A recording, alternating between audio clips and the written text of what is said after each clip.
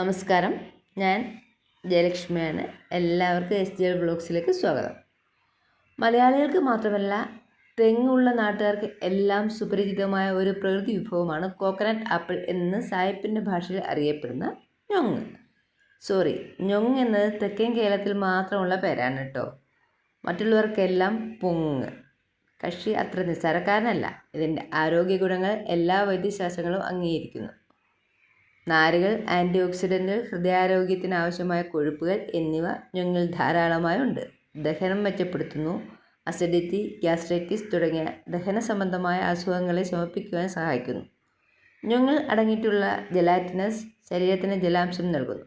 ഞൊങ്ങിൽ വൈറ്റമിനുകൾ, ധാതുക്കൾ, അമിനോ ആസിഡുകൾ, anti oxidant എന്നിവ ഉൾപ്പെടെ അവശ്യ പോഷകങ്ങൾ ധാരാളമായി കാണപ്പെടുന്നു.